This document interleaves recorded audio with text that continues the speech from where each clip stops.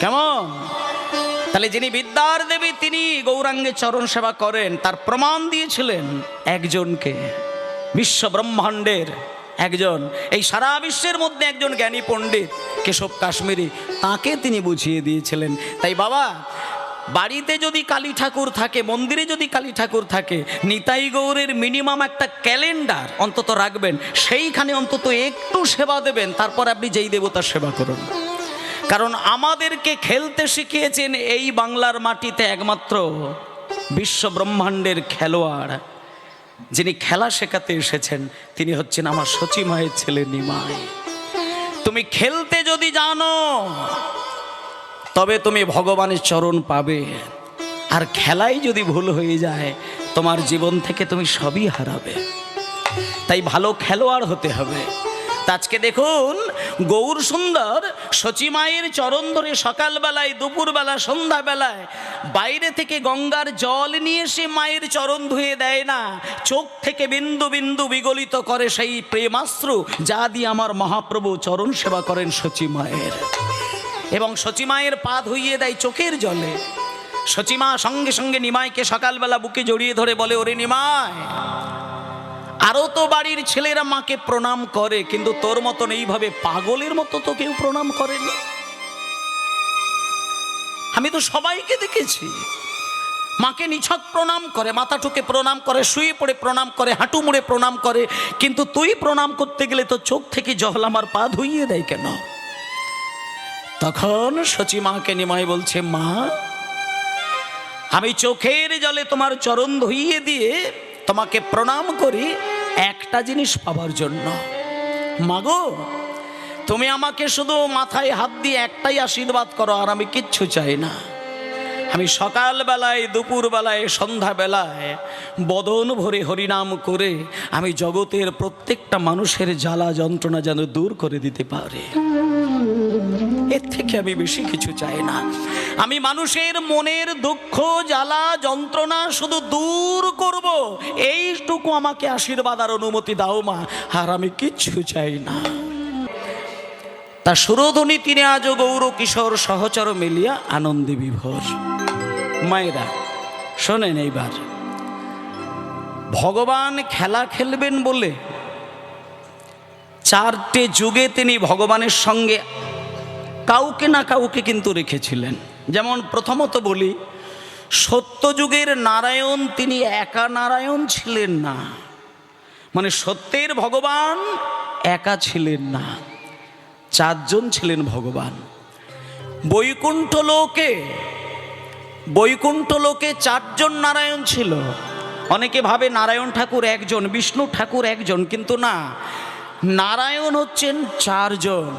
চারজনকেই একই রকমের দেখতে, চারজনেরই হাতে শঙ্খ, চক্র, গদা, পদ্ম রয়েছে, এবং তাদের নামগুলো শুধু আলাদা ছিল: বাসুদেব, শঙ্কর্ষণ, প্রদ্যুম্ন, অনিরুদ্ধ। মায়েরা কি নাম বললাম শোনেন, এগুলো চেষ্টা করবেন একটু কিছুটা মনে রাখার, যদি না থাকে ছেড়ে দিন, কিন্তু চেষ্টা করবেন। সত্যযুগের নারায়ণ হচ্ছে চারজন।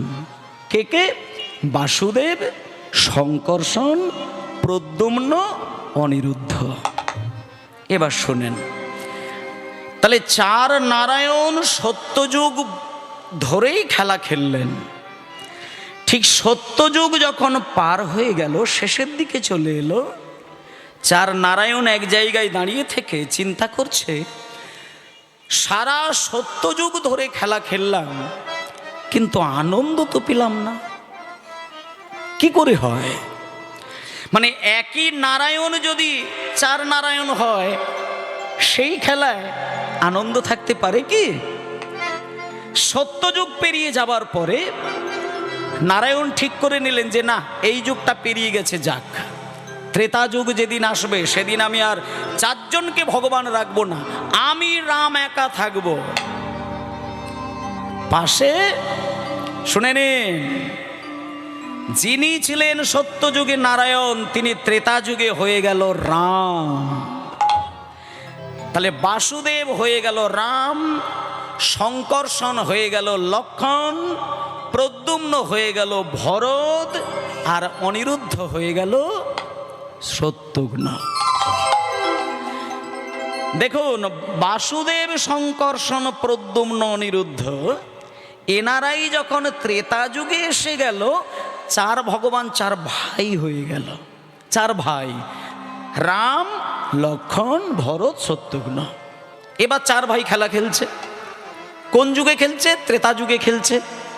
মনে করুন এইখানে যদি কোনো বাবার চারটে ছেলে থাকে, এক ভাই বল করবে, এক ভাই উইকেট কিপার, আর এক ভাই এম্পায়ার, মানে এরকম যদি চার ভাই খেলা খেলে, তাহলে এইবার বলুন সেই খেলাটা ঠিক সেইভাবে আনন্দ হবে কি? চিন্তা করে দেখুন তো। এক মায়ের পেটের ভাই যদি চার ভাই খেলা খেলে, বাইরের কোনো বন্ধু যদি না থাকে, সেই খেলা ভালো লাগলেও সেই ততটা আনন্দ কিন্তু লাগবে না। তাই সত্যযুগ পেরিয়ে ত্রেতা যুগ যখন আসলো, ত্রেতা যুগের ভগবান চার ভাই হয়ে যখন ত্রেতা যুগ ভোর খেলা খেললেন, ত্রেতা যুগ কেটে যাওয়ার পরে দেখলো যে না, আনন্দটা যতটা পাবার কথা ছিল ততটা হয়নি। এইবার দেখুন মায়েরা, তত্ত্বটা দেখে নিন। ত্রেতা যুগের শেষে রামচন্দ্র স্থির চিন্তা করে নিলেন যে পরের যুগে যখন যাব, আমি ভাই আর তিনজনকে রাখবো না, ভাই রাখবো একজনকে, বাকি সবাইকে বন্ধু করে দেব। তাহলে ত্রেতা যুগে যিনি রাম, দাপর যুগে তিনি হলেন কি? বলুন মায়েরা, একটু বলুন। কৃষ্ণ। আচ্ছা, পাশেই ভাই ছিল, ভাইয়ের নাম কি? দাদা বলরাম। আর বাকি কোনো ভাই দাদা ছিল কি? আর ছিল না। তাই কৃষ্ণ দাপর যুগে জন্ম নিয়ে ভাই রাখলেন শুধু একজনকে, দাদা বলায়, আর বাকি সবাইকে বন্ধু তৈরি করে দিলেন। এবার বাকি যখন সবাইকে বন্ধু করে দিয়েছে, তখন দেখলো বাহ বাহ বাহ বাহ বাহ বাহ, আমি দাদা বলরামকে সঙ্গে নিয়ে শ্রীদাম, সুদাম, দাম, বসুদাম, সুবল, মহাবল, সুবাহু, মহাবাহু, স্তক, কৃষ্ণ, অর্জুন, লবঙ্গ, মধুমঙ্গল, এই 12 জন বন্ধু হচ্ছে আমার সবার আগের বন্ধু, প্রধান বন্ধু। আরো আমার কিছু বন্ধু আছে, হলাউথ, বরুথপ, গন্ধর্ব, কিঙ্কিনী, অংশমান, ভদ্রসেন, বসন্ত বিলাসী, কপিল, উজ্জ্বল, পলবিঙ্ক, পুণ্ডরী, এই বাকি 12 জন বন্ধু, মোট 24 জন বন্ধু যখন একসঙ্গে খেলছে, তখন ওই দাপর যুগে কৃষ্ণ ঠিক করে নিলেন পরের যুগে যখন যাব, শুধু 24 জন বন্ধুতেই শেষ নয়, আমার সঙ্গে যে আসবে তাকে আমি খেলার সঙ্গী করে বুকে টেনে নেব। শুধু গভীরতাটা দেখুন, লীলার এই গভীরতাটা দেখুন। সত্যে যিনি নারায়ণ, ত্রেতায় যিনি রাম, দাপরে যিনি কৃষ্ণ, তিনি কলিতে গৌরাঙ্গ। খেলোয়াড় কিন্তু বিচার করে নিল না, যে সামনে দাঁড়িয়েছে তাকে বাহু দুটো বাড়িয়ে কোল দিয়ে দিয়েছেন। জগায় মাধায় পাড় মাতাল, তাকেও কিন্তু মহাপ্রভু কোল দিয়েছেন। মুসলমান হরিদাস, মুসলমান চাঁদ কাজী, সেও মহাপ্রভুর খেলোয়াড়। তাই দেখুন কেমন খেলা চালু করেছেন উনি। তাই জন্য বললেন বৃন্দাবনের খেলা ছিল গোধন চারণ, হরিবল খেলা ছিল গোধন চারণ, বৃন্দাবনের খেলা ছিল গোধন চারণ, বৃন্দাবনের খেলা ছিল গোধন চারণ, বৃন্দাবনের খেলা ছিল গোধন চারণ। আর নবদ্বীপের খেলা হলো, আর নবদ্বীপের খেলা হলো নাম সংকীর্তন, হরি হরি বল। খেলা হলো নাম সংকীর্তন, নবদ্বীপের খেলা হলো নাম সংকীর্তন, নবদ্বীপের খেলা হলো নাম সংকীর্তন। বৃন্দাবনের খেলা ছিল মুরলী বাদন, ওই বৃন্দাবনের খেলা ছিল মুরলী বাদন, বৃন্দাবনের খেলা ছিল মুরলী বাদন। আর নবদ্বীপের খেলা হলো মৃদঙ্গ বাদন, নবদ্বীপের খেলা হলো মৃদঙ্গ বাদন, নবদ্বীপের খেলা ছিল মৃদঙ্গ বাদন। বৃন্দাবনের খেলা ছিল মাঠে দৌড়া দৌড়ি, বৃন্দাবনের খেলা ছিল মাঠে দৌড়া দৌড়ি, বৃন্দাবনের খেলা ছিল মাঠে দৌড়া দৌড়ি, বৃন্দাবনের খেলা ছিল মাঠে দৌড়া দৌড়ি, বৃন্দাবনের খেলা ছিল মাঠে দৌড়া দৌড়ি। আর নবদ্বীপের খেলা হলো ধুলাই গড়াগড়ি, হরিবল। হলো ধুলায় গড়াগড়ি, নবদ্বীপের খেলা ছিল দাঁড়াও দাঁড়াও দাঁড়াও দাঁড়াও। এখানে আমার অনেক মায়েরা রয়েছেন, বাবারা রয়েছেন, শোনেন। বৃন্দাবনের খেলা ছিল মুরলী বাদন, আর নবদ্বীপের খেলা সেটা হয়ে গেল মৃদঙ্গ বাদন। বৃন্দাবনের খেলা ছিল মাঠে দৌড়াদৌড়ি, নবদ্বীপের খেলা হলো ধুলাই গড়াগড়ি। এবার শেষের লাইনটা কি বলছে দেখুন। বৃন্দাবনের খেলা ছিল মধুর ভাষণ। এই আসল জায়গাটা এইবার আসছে দেখুন। বৃন্দাবনের খেলা ছিল মধুর ভাষণ। বৃন্দাবনের খেলা ছিল মধুর ভাষণ, খেলা ছিল মধুর ভাষণ। আরে বৃন্দাবনের খেলা ছিল মধুর ভাষণ, বৃন্দাবনের খেলা ছিল মধুর ভাষণ। আরে নবদ্বীপের খেলা হলো হরি নামেতে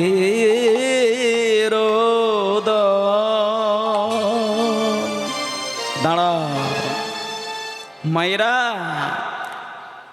5 বছরের, 6 বছরের, 10 বছরের ছেলে মেয়েরা বাড়িতে ফোনে গেম খেলবে, কত কত কত কত নলেজ মা বাবাকে দেখিয়ে দেবে। কিন্তু কোন মায়ের কোলের বাচ্চাটা কোলে করে খোলটাকে তুলে নিয়ে দুহাত দিয়ে বাজিয়ে বাজিয়ে হরিনাম করে বলুন তো? আস্তে আস্তে কিছু কিছু কথাগুলো না, এগুলো মানুষ আসলে জেনেও এগুলোকে মানে উপলব্ধি করে না। আপনারা যদি নবদ্বীপে যান, বলে দিই, আমি নিজে প্র্যাকটিক্যাল নবদ্বীপে দেখে এসেছি। বাড়ির ছেলেটাকে ইংলিশ মিডিয়ামে ভর্তি করে দিয়ে শুধু ইংরেজ তৈরি করলে সমাজ দাঁড়াবে না। তুমি বাঙালি, এই চিন্তাটা করতে হবে। এমন একটা সময় ছিল যেখানে, যে সময় সারা পৃথিবীর মধ্যে বাংলা যেটা আজকে চিন্তা করবে, পরশুদিন সেটা বিদেশিরা চিন্তা করত। আর এখন ঠিক উল্টোটা হয়ে গেছে। বিদেশ যেটা আজকে চিন্তা করেছে, পরে সেটা বাঙালি অনুকরণ করে বেড়াচ্ছে। আজকে নারী সমাজে যে সমস্ত ছোট্ট ছোট্ট পোশাক পরে সমাজকে তিক্ত করে দিচ্ছে, এর মূলে বিদেশিদের অনুকরণ বাঙালি ধরে নিয়েছে। কিন্তু বিদেশ থেকে ভালো কিছু ছিল, বাঙালি কিন্তু সেগুলোকে ত্যাগ করে দিয়েছে। এই যে আজকে রবিবার কীর্তন গান হচ্ছে, রবিবার হলে বাঙালির বাড়িতে দেখবেন, প্রত্যেকটি বাঙালির বাড়িতে অন্তত পক্ষে না হলেও আমি বলে দিই মিনিমাম 90% বাড়িতে দেখবেন রবিবার মানে বাজারটা একটু অন্য স্বাদের হয়ে যায়। কেন না, বাড়ির লোকটা এতদিন ঠিক মতো বাড়িতে ছিল না, আজকে রয়েছে, তার জন্য ভালো খাবার খেতে হবে। এজন্য আমরা প্রত্যেকটা সনাতন ধর্মের মানুষ দেখবেন রবিবার দিনে বিশেষ করে অন্য রসের খাদ্য খাই। কিন্তু আমরা এটা বুঝি না যে চলে গেছে ইংরেজ, রেখে গেছে লেজ। আমরা ইংরেজের লেজটাকে ধরে লাফালাফি করছি, কিন্তু তাদের আদব কায়দাটা কিন্তু পদদলিত করে দিয়েছে। ইংরেজরা রবিবার দিন ছুটি ঘোষণা করে দিয়েছিলেন। কেন এগুলো জানতে হয় তো। ইংরেজরা এই দেশে যখন রাজত্ব করেছিলেন, তারা সরকারিভাবে রবিবারটাকে ছুটি বলে গণ্য করেছিলেন। কিন্তু বাংলাদেশে গিয়ে দেখুন, তাদের কিন্তু রবিবার সরকারির ছুটির দিন নয়, ওদের দেশে শুক্রবারটা ছুটির দিন। পাকিস্তানে যান, শুক্রবার ছুটির দিন। আরব কান্ট্রিতে যান, শুক্রবার ছুটির দিন। কেন না, ওনাদের সাহিত্যে, ওনাদের দর্শনে শুক্রবার এমন একটি বার, ওই দিন সারা সপ্তাহ যদি আল্লাহর উপাসনা নাও করতে পারি, শুক্রবারের দিনটা কিন্তু আমরা সব কিছু ভুলে আল্লাহর উপাসনা করব।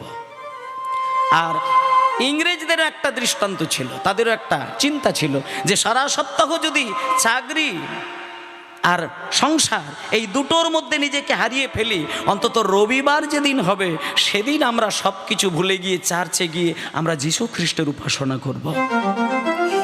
তাহলে মায়েরা, রবিবার ইংরেজরা ছুটির দিন ঘোষণা করেছেন কি কারণে? চার্চে গিয়ে যীশু খ্রিস্টের আরাধনা করবেন বলে। আর আমরা বাঙালি ইংরেজদেরকে তাড়িয়ে দিলাম, রবিবারটাকে ছুটি মেনে নিলাম, কিন্তু আমাদের কাছে সেটা বেশ গুছিয়ে বাগিয়ে খাওয়ার দিন তৈরি করে নিলাম। তাহলে যে দিনটা ইংরেজদের কাছে ছিল ত্যাগের দিন, আমাদের কাছে সেটা হয়ে গেল ভোগের দিন। তাহলে বাঙালি দেখুন, তাই জন্য এই জায়গাটা আপনাদেরকে একটু বলতে হয়, মাগো কিছু কিছু শিক্ষা যদি বাড়ির ছেলেটাকে দিয়ে থাকেন, ইংলিশ মিডিয়ামে ইংরেজি শিখবে, চাকরি করবে, টাকা রোজগার করবে, টাকার মেশিন তৈরি হবে, মা বাবারকে রাজবাড়ি তৈরি করে দেবে, করুক, ওগুলো ভুল নয়। প্রত্যেক মায়ের ইচ্ছে থাকবে, বাবার ইচ্ছে থাকবে আমার ছেলেটাও 5 তলা বাড়ি করুক, এটা থাকুক, কিন্তু সেই সাথে সাথে ছেলেটাকে আরও কিছু নীতি শিক্ষা দেওয়ার দরকার। তাকে বোঝা যে আমরা সনাতনী, আমাদের এই সনাতন ধর্মের সব থেকে শ্রেষ্ঠ যিনি ভগবান তিনি হলেন শ্রীকৃষ্ণ চৈতন্য দেব। তাই তার চরণ সেবা ছাড়া কিন্তু ইংরেজ হওয়া চলে না। যে বাড়িতে গৌরাঙ্গের নাম চলে না, যে বাড়িতে প্রসাদ বলে কিছুই হয় না, যে বাড়িতে ভগবানের নাম অমৃত সারা বছরেও হয় না, সেই বাড়ির ছেলেটা টাকার মেশিন তৈরি হলেও সেই মা বাবা কিন্তু সেই সন্তানকে নিয়ে এক বিন্দু সুখে থাকতে পারে না। আমার নিজে চোখে দেখা বহু মানুষকে দেখেছি, মা তার নিজের সব কিছুকে বলি দিয়ে নিঃস্ব করে নিজের পেটের ছেলেটাকে ইংরেজ বানিয়েছেন, টাকার মেশিন বানিয়েছেন, আর বাবা সারা জীবনের সঞ্চিত ধন এক নিমেষে ছেলের জন্য শেষ করে দিয়েছেন। প্রতিদানে ছেলে একটা পশু তৈরি হয়েছে, মানুষ তৈরি হয়নি। কত দেখবেন, কত দেখবেন। আরজিকর কাণ্ড তো তার একটা জ্বলন্ত প্রমাণ পাচ্ছেন। হ্যাঁ, আরজিকর কাণ্ডে যে ঘটনা ঘটেছে সেটা রাস্তার মাতাল ছেলেদের দ্বারা কিন্তু ঘটনা ঘটেনি, ওখানে যা ঘটেছে উচ্চ শিক্ষিত জ্ঞানী মানুষদের দ্বারাই ঘটেছে। সুতরাং নৈতিক শিক্ষা, সামাজিক বোধজ্ঞান আর ঐশ্বরিক আধ্যাত্মিক রস মানুষের হৃদয়ে যদি বিকশিত না হয়, সেই মানুষ উচ্চ শিক্ষিত হলেও সমাজের ক্ষেত্রে সেই মানুষের কিছু ভূমিকা থাকে না। তাই জন্য দেখবেন, একটা কথা বলি, বেদেও সেই জায়গাটা দেওয়া রয়েছে। ঋগ্বেদ, সামবেদ, যজুর্বেদ, অথর্ববেদ। ঋগ্বেদ স্তব শেখায়, সামবেদ যজ্ঞ শেখায়, যজুর্বেদ সুরতাল শেখায়, আর অথর্ববেদ সমাজ গঠনের নীতি শিক্ষা দেন। তাই মাগো, সমাজ যাতে টিকে থাকবে এই বিদ্যা যদি সন্তানকে দিতে পারেন, তাহলে জানবেন আপনি আদর্শ মায়ের আসনে বসলেন। হোমা, আপনার ছেলের কাছ থেকে ভাত পাবেন কি রুটি পাবেন, এই চিন্তা করে ছেলেকে মানুষ করার দরকার নেই। আপনি বরং রাত দিন ভগবানের কাছে তুলসী তলায় প্রদীপ দিতে গিয়ে আপনি ভগবানের কাছে কেঁদে কেঁদে, আপনার যদি 2টো ছেলে থাকে, আপনি শুধু কেঁদে কেঁদে বলুন, ঠাকুর আমার যে সন্তান 2টোর গর্ভে ধারণ করে জন্ম দিয়েছি, ওই ছেলেগুলোকে কৃষ্ণ ভক্ত তৈরি করে তোমার সেবক করে নাও। আমার একটাবার সকলের কাছে আমার একান্ত অনুরোধ, আপনারা একটাবার শুধু হাতে তালি দিন। হাতের কোমল স্পর্শে, কোমল, খুব চাবড়ে চাবড়ে দেওয়ার দরকার নেই, কোমল সুরে তালি দিয়ে গান করুন। আপনার হৃদয়ের মধ্যে থাকা সুপ্তভাবে যে ভক্তিরূপী শালুক ফুলটা আছে, ওটা পাপড়ি খুলতে শুরু করে দেবে। সকালবেলায় আপনার তালপাতার তৈরি মন্দিরে বসেও যদি আপনি হাতে তালি দিয়ে নিষ্ঠা সহকারে তার নামটা করেন, আপনার ভেতরে থাকা যে শালুক ফুল, ভক্তি শালুক ফুল, একটা একটা করে পাপড়ি বিকশিত হবে। আর ভক্তিরূপী শালুক ফুলের পাপড়ি যখন বিকশিত হবে, আপনি নিজেই টের পেয়ে যাবেন 1 মাস আগে যেটা হচ্ছিল না, 1 মাস পরে সেটা হয়ে যাচ্ছে। আপনি হাতে তালি দিয়ে গান করলেই আপনার বুক ভেসে যাবে, সেদিন বুঝবেন গৌরহরির কৃপা আপনি লাভ করেছেন। তাই করুন, ভজ গৌরাঙ্গ লহ গৌরাঙ্গ কহ গৌরাঙ্গের নাম রে, হরি হরি গৌরাঙ্গ কহ গৌরাঙ্গ লহ গৌরাঙ্গের নাম রে, ভজ গৌরাঙ্গ কহ গৌরাঙ্গ লহ গৌরাঙ্গের নাম রে, ভজ গৌরাঙ্গ কহ গৌরাঙ্গ লহ গৌরাঙ্গের নাম রে।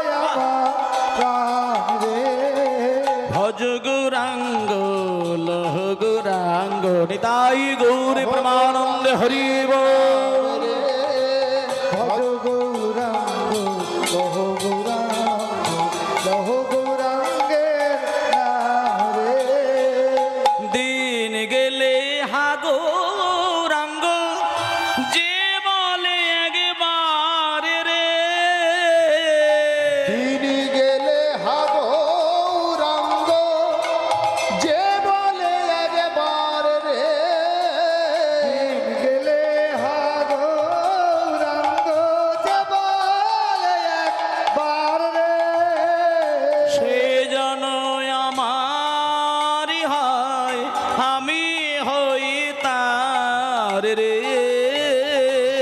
জনায় আমার হয় আমি হই তাহার রে ভজ গৌরাঙ্গ কহ গৌরাঙ্গ লহ গৌরাঙ্গের নাম রে ভজ গৌরাঙ্গ কহ গৌরাঙ্গ লহ গৌরাঙ্গের নাম রে ভজ গৌরাঙ্গ কহ গৌরাঙ্গ লহ গৌরাঙ্গের নাম রে ভজ গৌরাঙ্গ কহ গৌরাঙ্গ নিতাই গৌর প্রমানন্দে হরি জয় নিতাই। এইসব গান মানে আমাদের কাছে সহজ হলেও আমি একটা কথা বলবো, এগুলো সহজ গান নয়। এই গান গাইবার অধিকার লাভ করতে হয়। এই গান গাইতে গাইতে যেদিন আপনার চোখের জলে আপনার বুকটা স্নান হয়ে যাবে, সেদিন আপনি বুঝবেন এই গানের মহিমা কত গভীর। শুধু ঘড়ি ধরে রাত্রির 12টা তৈরি করে রাস শ্রবণ করলে হবে না, সাধনার গভীরতা থাকতে হয়। সেই সাধনাটা যখন আসবে সেদিন বুঝবেন চৈতন্য মহাপ্রভুর কৃপা বাঙালির উপরে কতটা কীর্তন গানের মধ্যে পাওয়া যায়। তো মায়েরা চলুন আজকে খুব সুন্দর করে সুস্থভাবে আজকে আমরা সকল গরু বাছুরকে এক জায়গায় করে ভগবান কিভাবে বাড়ি ফিরলেন সেইটা গৌরচন্দ্রিকার মধ্যে গৌরাঙ্গের ভাবটা আগে লক্ষ্য করব। মায়েরা বলছে সুরধনী তীরে আজও গৌর কিশোর সহচর মেলিয়া আনন্দে বিভোর। তার মানে বলতে চাইছে সুরধনী গঙ্গার ধারে ভগবান গৌর হরি আমার পার্ষদগণকে সঙ্গে নিয়ে হরিনাম করতে গেছিলেন সকালবেলায়, এবার এখন ফিরবেন। ওমা তো এবার সুরধনী তিনি আজ গৌর কিশোর সহচর মেলিয়া আনন্দে বিভোর। তা কেমন করে হরিনাম করছেন মহাপ্রভু? হরিনাম কেমন করে করছে? সখাদের সঙ্গে বলছে দেখো সকল ভক্তকে সঙ্গে নিয়ে আজকে চৈতন্য মহাপ্রভু কিবা সুরধনির তীরে তীর মহবিল শোয়ে সমবয় বালক সঙ্গে নাচে। মায়েরা কালী ঠাকুর, দুর্গা ঠাকুর, হ্যাঁ বিশ্বকর্মা ঠাকুর, কার্তিক ঠাকুর, যেই ঠাকুরকেই আপনি আপনার প্রধান দেবতা বলে মনে করুন না কেন, আমি আপনাদেরকে বলে দিই মা কালীর পুজো করতে গেলেও নিতাই গৌরের চরণে সেবাটা দিয়ে তবে করবেন। রাধা মাধবের চরণে তুলসী দিতে যাওয়ার আগে আপনি নিতাই গৌরকে সেবা করবেন। কারণ একটা জিনিস মাথায় রাখবেন, যে বিদ্যার দেবী বুদ্ধির দেবী স্বয়ং দেবী সরস্বতী তিনিও পর্যন্ত কিন্তু আমার গৌরাঙ্গের চরণ সেবা করেন। আজকে সেই অনুমতি নিয়ে কিবা সুরধ্বনি তীরে তীর মহবিল শোয়ে সমবয় বালক সঙ্গ আজকে গাইছেন কেমন করে? কিবা সুরধ্বনির তীরে তীর মহবিল শোয়ে বাবা বাবা সমবয় বালক সঙ্গে নাচে রে তাই গৌর হরিম বালক সঙ্গে সুরধনির তীরে তীরে মহবিল শয়ে সমবয় সমবয় বালক সঙ্গে নাচে গোরা সমবয় বালক সঙ্গ নাচে রে সমবয় বালক সঙ্গে সমবয় সমবায় সমবায় ভক্তগণ নাচে রে সুরধ্বনি তীরে তীরে মহবিল শয়ে সমবয় বালক সঙ্গে নাচে সুরধ্বনির তীরে তীরে মহবিল শয়ে সমবয় বালক সঙ্গে করতাল তালে ধ্বনিত হরি হরি ধ্বনি করতাল করতালে ধ্বনিত হরি হরি ধ্বনি করতাল তালে আমার গোরা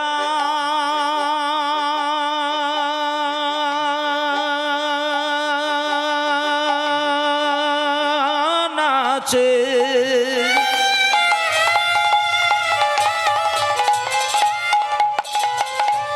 আমার গোরা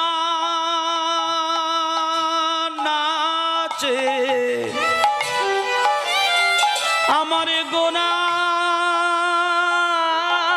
নাচে নাচে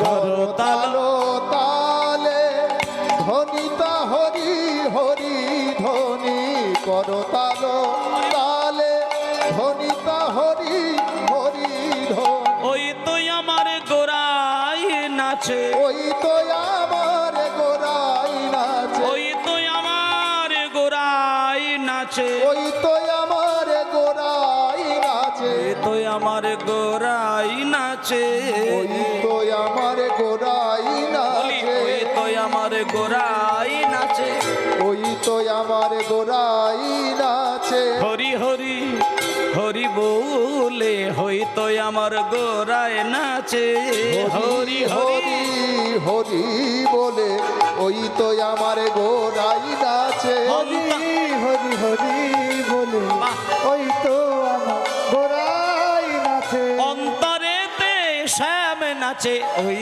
তো আমার গোরাই নাচে অন্তরেতে শ্যাম নাচে ওই তো আমার গোরাই নাচে অন্তরেতে শ্যাম নাচে বাইরে আমার রাই নাচে হরি হরি বল বাইরে আমার রাই নাচে অন্তরেতে শ্যাম নাচে আমার রাই অন্তরেতে শ্যাম বাইরে আমার রাই নাচে অন্তরেতে শ্যাম নাচে ওই তো আমার গোরাই নাচে ওই তো আমার গোরাই নাচে হরে জয় সচিনন্দন ত্রিভুবন পাব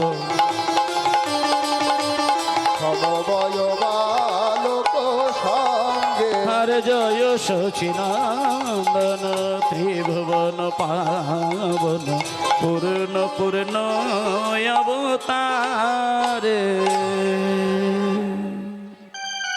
এইভাবে বসে আচ্ছা গান শুনতে শুনতে গান চলাকালীন মানে আমি আমার ক্ষেত্রেই বলছি কেউ ওই দক্ষিণা দেওয়ার জন্য কোনো স্টেজে উঠে আসবেন না, তাতে করে গানের রসভঙ্গ হবে।